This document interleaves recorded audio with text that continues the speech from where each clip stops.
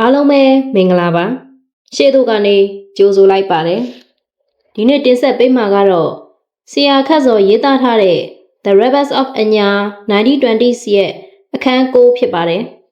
ဗီဒီယိုလေးစလိုက်ကြရအောင်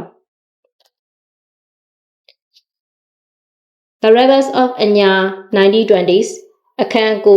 9တာစီရာဇဝတ်ဝန်တော်ယုံခရိုင်ရာဇဝတ်ဝန်တော်မစ္စတာရေနိုရာဇဝတ်ဝန်ကလေးဦးအောင်ကျော်ရွှေဘိုစစ်ပလိတ်တပ်ဖွဲ့မှကပတိန်မက်ဂရီတာရန်ကုန်မြို့မှ CID စုံတော့ဦးတန်းတို့ခေါင်းချင်းဆိုင်နေကြ၏စံဖဲကိစ္စတနက်ကင်ကမြို့နယ်ကောင်များအထိတက်လာနေပြီဖြစ်သောစံဖဲအရေးသည်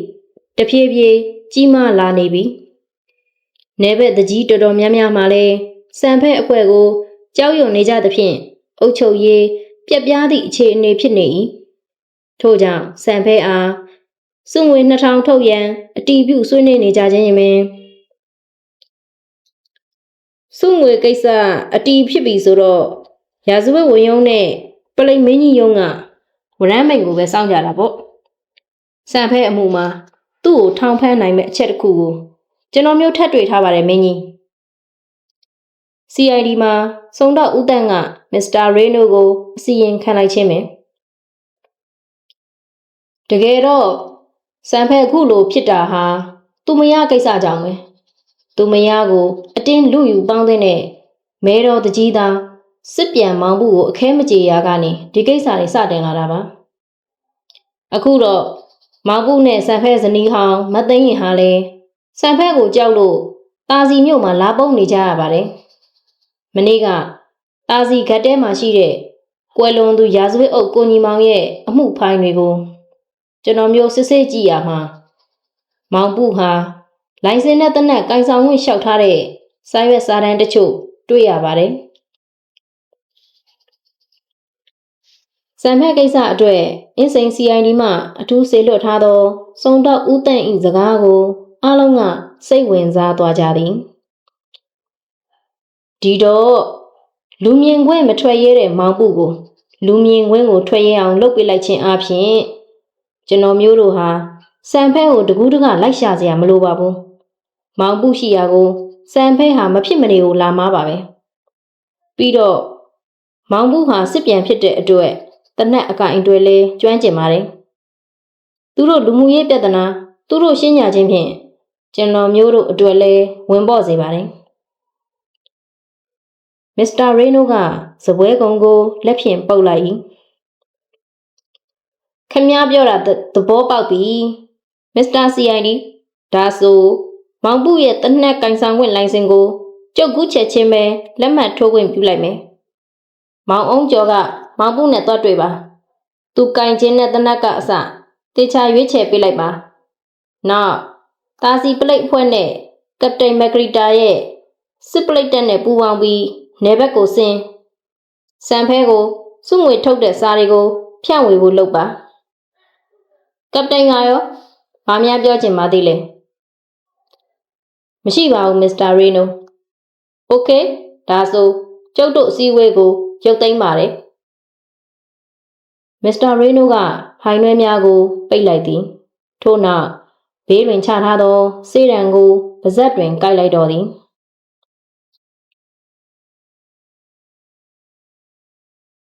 တာစီမြို့တဝကူခေါ်နှံမဲရွှေထီးစေရီတော်အနီးရှိနေအိမ်တစ်လုံးမော်တော်ကားတစ်စီးကအိမ်ရှိသို့ထိုးရက်လာ၏မွေးကနီးဖွားကနီးကိုဝန်အရင်အမာဖြင့်မသိရင်အနီးတွင်ထိုင်နေသည့်မောင်ပုကလှစ်ခနဲထားလိုက်သည်မသိရင်ခဏခဏဝင်နေမောင်ပုကတကားကြားထဲတွင်ထောင်ထားသောလှန်ရှည်ကိုလှမ်းယူကာပရင်းတကားအကွယ်မှာအသာချောင်းကြည့်လိုက်ပလိတ်သား2ယောက်နောက်မှမြမလူမျိုးအရာရှိတဦးဝင်လာသည်ကိုမြင်မှလှန်ကိုတကားကြားတွင်ပြန်ထားလိုက်သည်ထို့နောက်အိမ်တကမာကြီးကိုဖွင့်လိုက်၏မောင်ပုဆိုတာဟုတ်ပါတယ်ကျွန်တော်မောင်ပုပါကျုပ်ကခရိုင်ရာဇဝတ်ဝန်ကလေးဦးအောင်ကျော်ပါကြွပါဝန်မင်းကြွပါခင်ဗျမောင်ပုကပြပြတလဲ အခန်းထဲသို့ပြေးကတင်ပြူးကိုယူလိုက်၏ပလိတ်တွေလာတာပါမသိရင်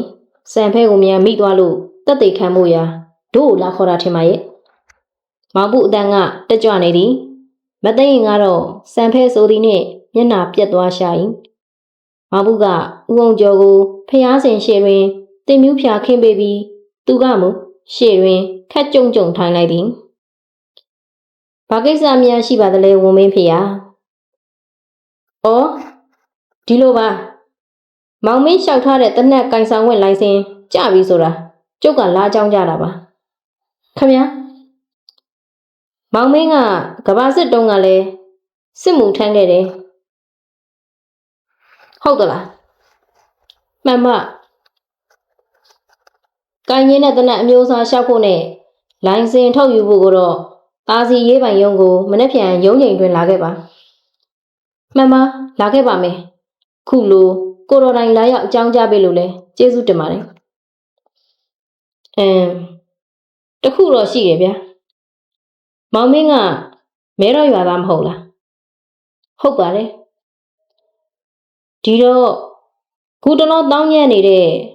လူစိုးဖို့စံဖဲကိုကျုပ်တို့ပလိတ်ကလည်းခြေရကောက်လိုက်နေပြီမောင်မင်းနဲ့သူနဲ့ကြားမှာလူမှုရေးကိစ္စလေးတွေရှိရဆိုတာကျုပ်တို့သိထားပါတယ်အဲ့ဒါမှန်သလားမောင်ပုကအိမ်ခန်းတကားနောက်တွင်သူတို့အားချောင်းကြည့်နေသောမသိရင်အားတစ်ချက်ကြည့်လိုက်ဟုတ်ပါတယ်မောင်မင်းအတွက်လဲသူကအန်ဒီရယ်ရှိနေတယ်ဆိုတော့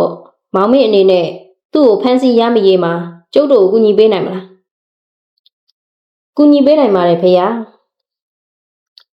ကျုပ်တို့ကလည်းမောင်မင်းကိုကူညီပေးသွားမှာပါပဲတခြားမစိုးရင်ပါနဲ့စံဖဲနဲ့မောင်မင်းထိတ်တိုက်တွေ့တဲ့အခါပြစ်သက်ပိုင်ဝင်ရှိတယ်လို့မိထီလာရာဇဝတ်ဝန်တော်ကိုယ်တိုင်ကခွင့်ပြုထားပါတယ်ဘယ်လိုလဲဒီကောင်လေးကအရင်ဆိုင်လေးပါဖေ။စိတ်ချတော်မူပါကျွန်တော်မျိုးလက်နဲ့ဒင်းအသက်ထွက်စေရပါမယ်မောင်ပု၏အတန်ကတက်ကြွစွာဖြင့်အိမ်ခန်းတကားအတွင်တကားပေါင်ကိုကျုံးမိထားသည့်မသိရင်ကတော့စီကြလာသည့်မျက်ရည်များကိုလက်ဖမိုးဖြင့်ခက်မြန်မြန်တုံးလိုက်သည်အေခွန်ခွန်ကိုကိုနှင့် Winchester Made in USA 1912ထုတ်ပဲမှန်စမ်းစံဖဲကသူ့လက်ထဲမှပြောင်းရှိတနက်ဤဘေးဘက်မှစာများကိုသဘောကျစွာဖတ်ကြည့်နေသည်ဟာမောင်းကလည်းတခြား rifle တွေနှလုံးမြူတွေလို့မဟုတ်ပါလားတင်းရတာလွယ်တယ်ဟာစံဖဲကတနက်ဖင်ကိုနောက်သို့ဆောင်တွန်းကြည့်ရင်းပြောလိုက်ကျုပ်မွေးစားအဖေမစ္စတာဒရစ်နဲ့မဲလိုက်သွားတော့ကမိဒီလာအေးပိုင်ရုံမှာဒီတနက်ကင်မှုတာတွေ့တယ်အော်တိုမက်တစ်9ချက်စက်တိုက်ပြစ်နိုင်တဲ့တနက်မျိုးပဲဗျကိုင်းကြည့်ပါစီးနေတာပဲစံဖဲကနဘေးရှိချစ်ကောင်းအားတနက်ကိုကန်ပေးလိုက်၏လုံငယ်သောရက်ကမှမတ်စောရှင်ကလေးမှတဆင့်စံဖဲစီရောက်လာသောချစ်ကောင်းကတနက်ကိုတေချာကင်တွယ်ကြည့်နေသည်ကဲလုတ်ပါအောင်ဒီတနက်ဘယ်ကဘလို့ရလာကြတာလဲစံဖဲကသူ့ရှေ့တွင်ရက်နေသောဆယ်ကျော်သက်လူငယ်ကလေး2ဦးအားမေးလိုက်သည်ထိုလူငယ်2ဦးမှာထုံးလူနှင့်ပေသည်ကဝိုင်းများလိုက်စင်ကမောင်နီနှင့်အတူတွဲလောက်ခဲ့သောလူငယ်များဖြစ်ပြီးမသိရင်မင်္ဂလာဆောင်တွင်ဗျောက်အိုးပြစ်နှောက်ယှက်ရာတွင်ပါဝင်ခဲ့ကြဘူးသည်ဒီကောင်တွေကစကားမပြောတတ်မဆိုတတ်တွေမို့ကျုပ်ပဲပြောပေးပါမယ်ကိုစံဖဲမောင်နီကဝင်ပြောသည်ဒီလိုကိုစံဖဲကျုပ်တို့ပြောပွဲဝိုင်းကကက်ဝိုင်းမှာအမြဲတမ်းလာကစားတတ်တဲ့အင်္ဂလိပ်လမ်းဖို့တယောက်ရှိတယ်ဒီလူကတောတဲ့တောင်တဲ့တွေမှာရှုခင်းနေပကြီးဆွဲတာတွေအမဲလိုက်တာတွေလုပ်တယ်အင်္ဂလိပ်မူးမှန်မျိုးရိုးလို့သူ့ကိုယ်သူပြောတာပဲလောင်းကစားတော့အင်မတန်ကြိုက်တယ်ဗျဒါပေမဲ့သူနိုင်ရင်ကောင်းတယ်ရှုံးရင်ဖြင့်ဒီတနက်ကြီးတလွယ်လွယ်နဲ့ညစ်ချင်တာကလားတခါတော့ကျုပ်တို့ကဝိုင်းမှာသူ4000ရှုံးသွားကျုပ်တို့စီမှာပဲငွေချက်ချေးတယ်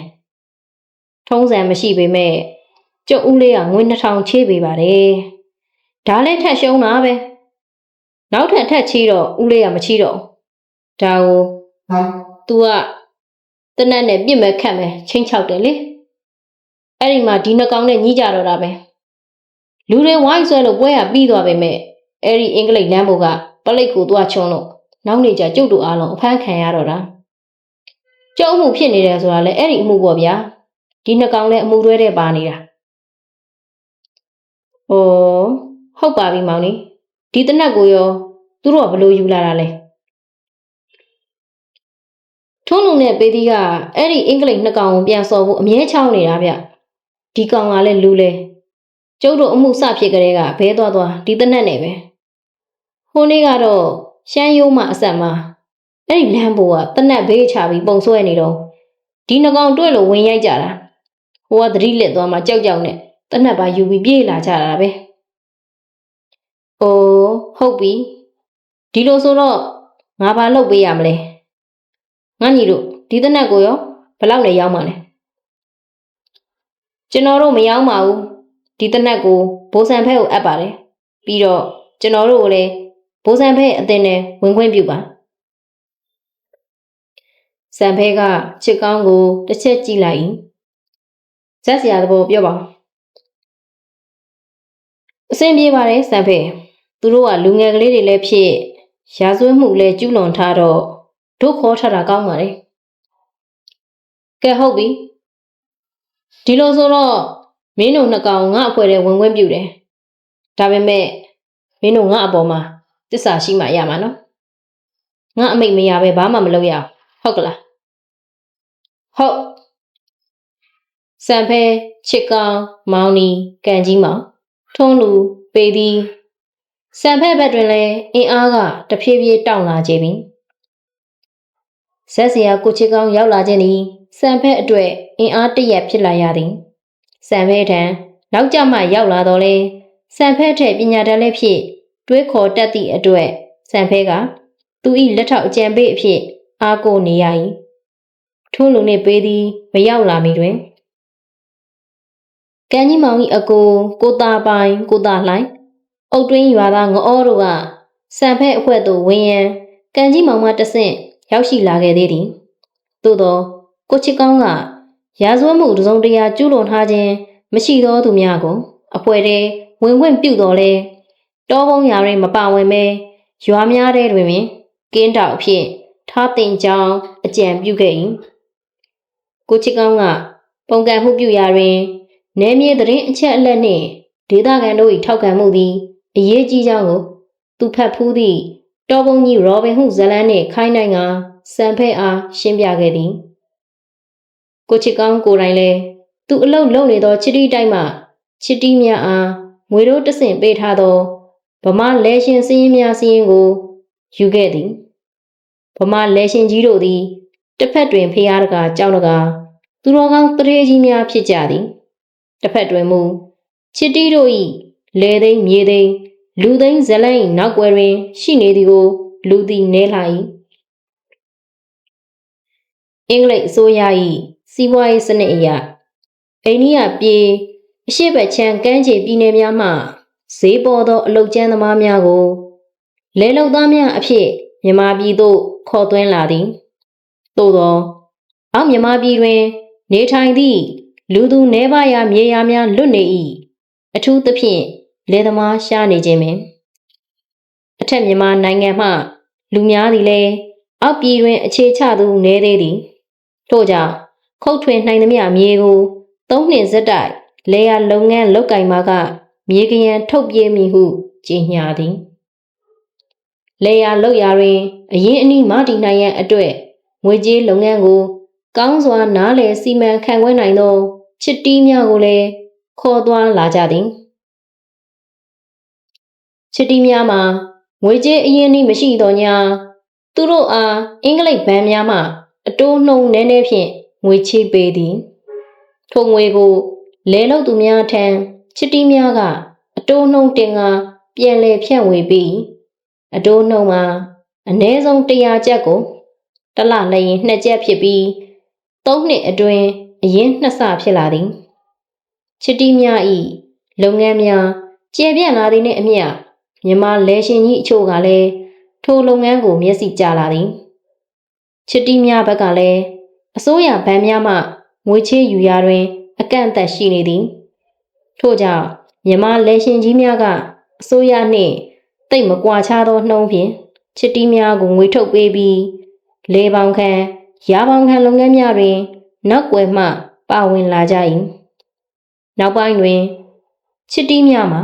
အစိုးရဗန်ထက်ပိုလွယ်ကူသောမြမမြေရှင်ကြီးများထံမှငွေကိုယူကာလဲပတ်သည်လောဘတက်လာသောမြမလဲရှင်ကြီးတချို့ကအစိုးရထက်များပြားသောအတိုးနှုန်းကိုပင်မြင့်တင်လိုက်သည်ချစ်တီးများကလည်းအတိုးများလိုက်မြင့်ကလယ်သမားတို့၏ဘဝကအကျွေးနွန်နဲ့စုံစုံမြုပ်တော့၏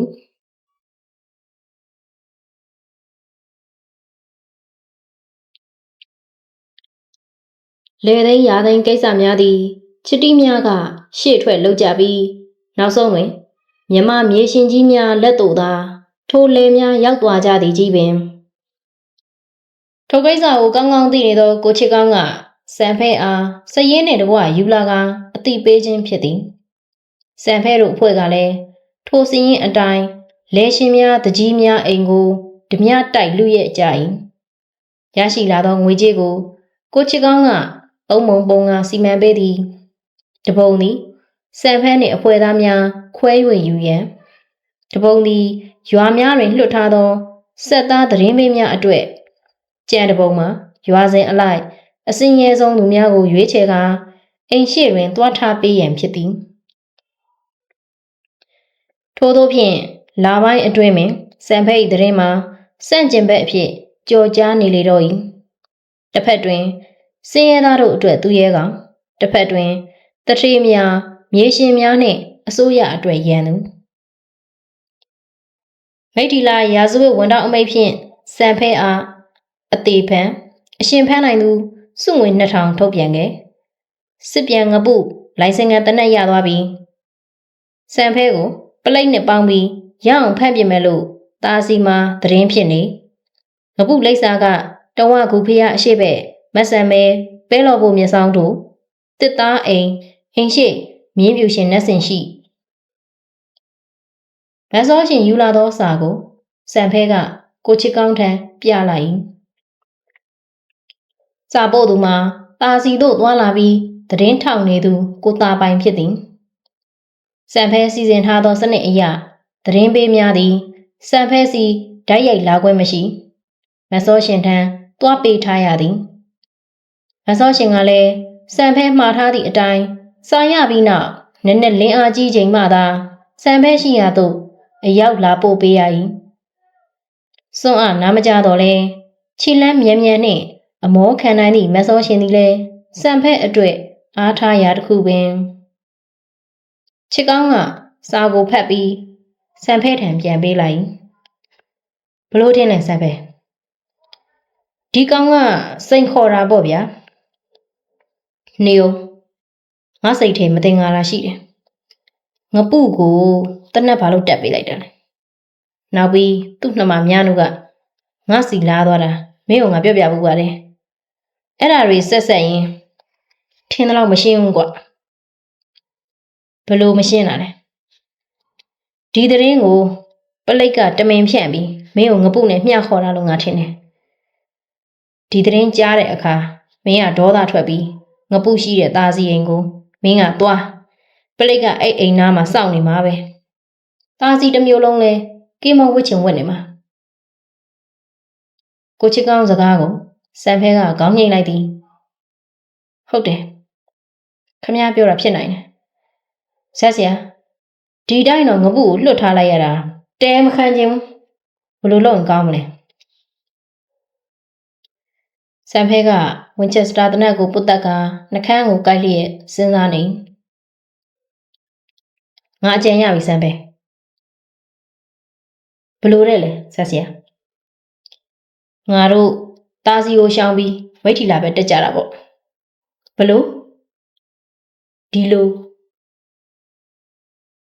1929မတ်လ2ရက်နေ့မိထီလာရာဇဝတ်ဝန်ယုံ